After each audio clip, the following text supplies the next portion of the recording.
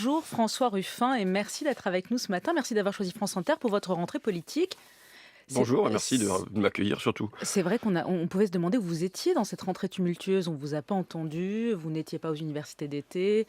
Vous avez choisi le silence? Non, moi je suis parti pendant l'été avec deux chiffres en tête. Le premier chiffre, c'est qu'il y a eu 30% d'oiseaux qui ont disparu de France, des campagnes françaises, en 15 ans. 30% en 15 ans, je le répète parce que ce sont des chiffres qu'il faut marteler et mettre dans les têtes. Et 70% des insectes volants qui en 30 ans ont disparu d'Europe. 70% des insectes volants. Donc je suis parti avec la conscience de cet effondrement écologique en cours, avec une conscience pour mes gamins. Ma question, moi, que je me pose tout le temps, c'est est-ce que mes gosses verront des hirondelles? Moi, j'ai grandi en voyant des hirondelles qui volaient au ras du sol quand il y avait de l'orage. Maintenant, les hirondelles ne font plus le printemps, mais elles n'indiquent plus non plus l'orage. Et donc, je suis parti avec ça en tête. J'ai essayé de bosser là-dessus, de lire et d'écrire sur cette question-là. Et Vous êtes rentré avec une démission. Voilà, mais des fois, vous savez, vous vous dites, bon, comment vous allez porter ces thèmes-là dans le grand cirque politique et médiatique, quoi. Dans les phrases du jour, les machins du jour, les démissions. Bon, là, et en l'occurrence, Nicolas Hulot offre cette chance, c'est qu'il ouvre une porte pour peut-être revenir à l'essentiel. Et donc, c'est pour ça que je la saisis aujourd'hui, mais sinon... Ouais. Sinon quoi, ça vous envie de venir parler en fait? Bah, sinon, ça dépend sur quoi il faut parler, le machin, le dernier truc. Bon, voilà, non, ce matin, vous avez accepté notamment pour parler d'écologie. On va en parler. François de Rugy a donc été nommé ministre de la Transition écologique et solidaire en remplacement de Nicolas Hulot. Est-ce que c'est un bon choix? Est-ce que c'est une bonne nouvelle pour la Terre? Franchement, vous croyez qu'il faut perdre de la salive et du temps à parler de ça?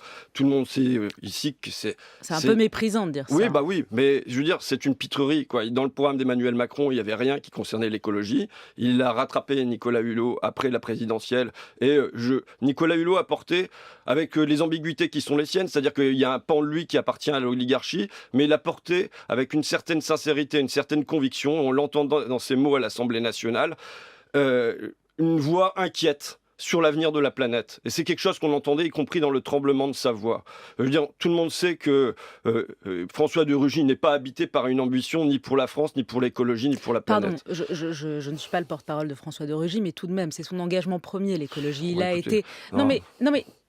bah, non, mais c'est pas... Ok, bon, bah, on a François de Rugy à la place de Nicolas Hulot. vous avez lu son programme quand Oui, il était oui, candidat à la d'accord, primaire? ok, j'ai lu le programme, j'ai lu qu'il a soutenu Hamon, qu'il devait pas... Bon, voilà, je veux dire, D'accord. Donc vous le disqualifiez d'avance. Mais je veux dire, tant mieux. Maintenant, ce qu'il faut comprendre, c'est que si on veut prendre au sérieux la question de l'écologie, c'est pas un changement de ministre qui va faire la différence. Alors c'est comment?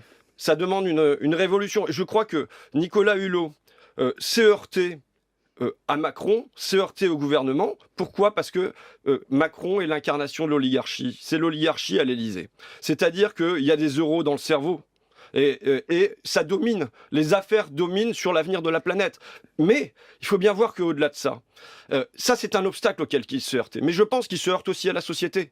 Je pense que... C'est ce qu'a dit Nicolas Hulot. Oui, Nicolas Hulot a dit la société n'était pas prête. Je pense que c'est pas faux. Vous savez, il y a un psychiatre que j'aime bien qui s'appelle François Tosquelles, et il a cette phrase, il dit « Les hommes, les femmes et les enfants cherchent à tout prix une certaine sécurité, même au prix de la méconnaissance, même au prix du déni de ce qu'ils savent très bien. On n'est plus tranquille quand on ne sait pas. » Je pense que quelque part, François Tosquelles, là, il parle de la mort.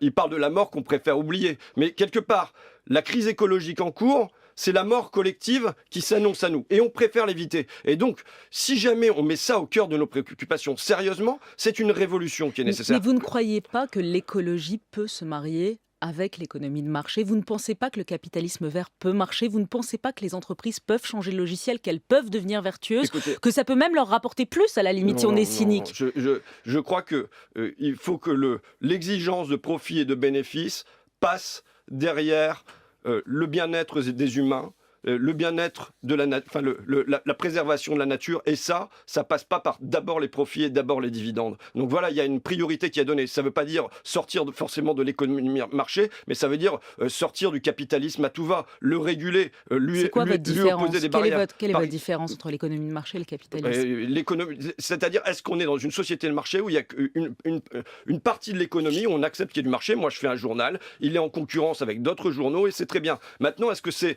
ce marché qui doit dominer sur tous les pans de la société, c'est-à-dire sur l'éducation, sur la santé, sur la nature et ainsi de suite? Bon, moi je pense par exemple une révolution, un signe qui a donné, c'est que tous les projets gouvernementaux devrait passer par le ministère de l'écologie. Tous les projets gouvernementaux. Aujourd'hui, on a tous les projets gouvernementaux qui passent par où? Qui passent par Bercy. C'est dire la prééminence de l'argent sur la nature. Et comment on peut imaginer que le projet de loi agriculture ne passe pas entre les mains du ministère de l'écologie? Comment on a pu imaginer que... Non. Les états généraux de l'agriculture et de l'alimentation, c'était les deux ministères. Non, c'était le ministère, c'est le ministère de l'Agriculture. Et sur les bancs de l'Assemblée, vous avez le ministre de l'Agriculture. Quand vous avez le projet de loi sur le nouveau pacte ferroviaire, je le rappelle, dans ce nouveau pacte ferroviaire, pas une seule fois il y a le mot biodiversité, pas une seule fois il y a le mot réchauffement climatique. Il n'y a rien de tout ça à l'intérieur. Et ça n'est pas passé entre les pattes de Nicolas Hulot du ministère de l'Environnement. Donc il faut faire passer tous les projets de loi par le ministère de l'Environnement, c'est une chose. Et ensuite, vous voyez cet après-midi, qu'est-ce qui va passer en commission des affaires économiques? Qu'est-ce qui va passer?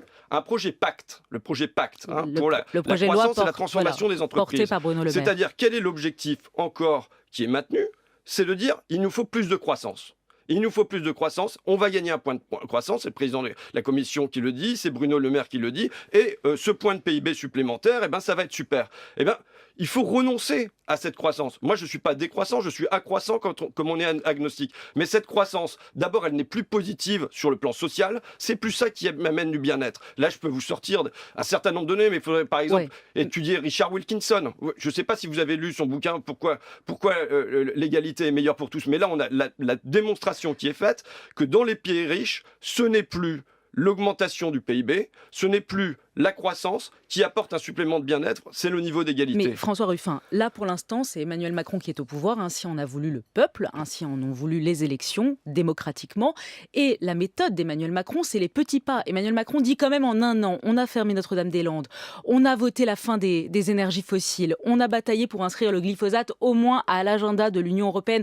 Est-ce que vous dites que tout ça est nul, qu'ils ne font rien? Enfin, je vais dire... D'abord, moi, les petits pas, je suis dedans aussi. Je veux dire, je suis un réformiste révolutionnaire. Ça veut dire que je regarde les petits pas, mais il faut voir la direction dans laquelle nous entraîne. Là, la direction qui est celle prise par Emmanuel Macron et son gouvernement n'est pas de mettre l'écologie au cœur du projet. Donc maintenant, il faut penser à un au-delà d'Emmanuel Macron. Il faut qu'on impose le fait que si on veut qu'il y ait une prise au sérieux des dégâts je le répète, ces chiffres quand même. Et on voit bien que les mesures qui sont proposées, là, à la fois en termes de calendrier et en termes de force, ne sont pas à la hauteur de la disparition de 30% des oiseaux en 15 ans, 70% des insectes volants en 30 ans. Je veux dire, j'ai lu un conte pendant l'été d'un auteur israélien qui s'appelle Amos Oz, je ne sais pas si vous connaissez, Soudain dans la forêt profonde.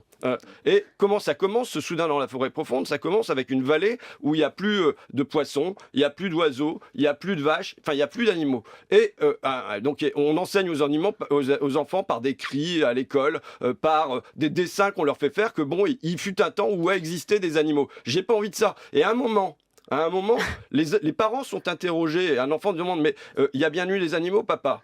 Et là, le père, il dit, mais attendez, faut pas m'accuser comme ça. Et en fait, il ressent une espèce de honte et de culpabilité. Et bien, c'est cette honte et cette culpabilité qu'on devrait avoir quotidiennement, compte tenu de ce qu'on fait tous les jours aujourd'hui à la planète. François Ruffin, après 10 jours de flottement, le président et le Premier ministre ont tranché. Le prélèvement à la source entrera en vigueur le 1er janvier prochain, comme prévu. Est-ce que vous saluez la clarification, le respect de la parole donnée? Bon, je veux dire, moi, ce qui m'intéresse dans l'impôt, c'est à qui on le prend et à qui on donne. Et aujourd'hui, là-dessus, il n'y a pas de changement. Aujourd'hui, on prend toujours aux pauvres pour donner aux riches. On va avoir l'exit tax dans le projet de loi de finances en rentrée. Donc moi, je pense que ça, c'est une mesure technique. Je ne suis pas un spécialiste de cette mesure technique. J'y étais a priori pas très favorable. Mais je pense que la clé, c'est aujourd'hui à qui on prend et à qui on donne. Je vous le redis, je pense que aujourd'hui, c'est démontré par des statistiques. Aujourd'hui, ce qui améliore le bien-être dans les pays qui sont déjà riches, ce n'est plus le niveau de croissance, c'est le niveau d'égalité. Et l'impôt doit être un instrument pour aller vers un meilleur niveau d'égalité. Les européennes arrivent dans 9 mois. Est-ce que vous voulez en faire de ces élections européennes, comme dit Jean-Luc Mélenchon, un référendum anti-Macron ? En tout cas, un référendum sur l'Europe des Macron. Oui, je pense que ça ne me dérange pas. La question, c'est par exemple aujourd'hui, est-ce qu'on a réussi à instaurer des choses... Vous savez, je vais vous dire un truc. Je me bataille aujourd'hui un petit peu sur les femmes de ménage de l'Assemblée nationale.